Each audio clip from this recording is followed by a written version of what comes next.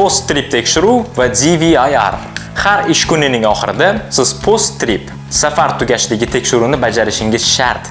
Bu nafaqat yaxshi odat, balki qonun talabidir. Bu nima uchun muhim?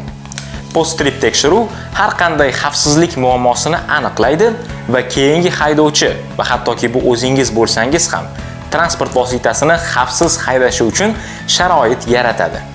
Nimani tekshirish kerak? Pre-tripda tekshirgan barcha narsalarni qayta tekshiring. Istisno shundaki, yangi haydalgan qizigan qismlar, ya'ni moy, shinalar bosimi, tormoz kolodkalari va barabanlari, hub moyi, gaz chiqindilarini darhol tekshirish mumkin emas.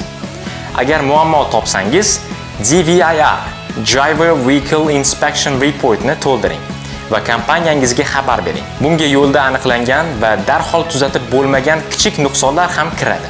Keyingi jarayon: kompaniya nuqson tuzatilganligini yoki mexanik yoki kompaniya vakili uni tekshirib, xavfsiz haydashga ruxsat berganligini tasdiqlash kerak.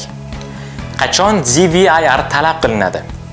Qonunga ko'ra, haydovchi kamchilik topsa, DVIR yozadi. Ammo ayrim kompaniyalar har kuni DVIR topshirishni talab qiladi, hatto kamchilik bo'lmasa ham. DVIR da nimalar bo'lishi kerak?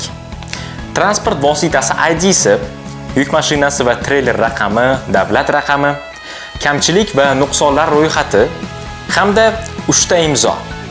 DVIR ni tayyorlagan haydovchi imzosi, ta'mirlagan yoki ruxsat bergan mexanik yoxud kompaniya vakili imzosi hamda keyingi haydovchi imzosi, agar bu o'zingiz bo'lsangiz ham. Bu nima uchun kerak? Post-trip tekshiruv ishonch va xavfsizlik kafolati. Kompaniyangiz DVIR uchun qog'oz yoki elektron shakl ishlatishini tekshiring.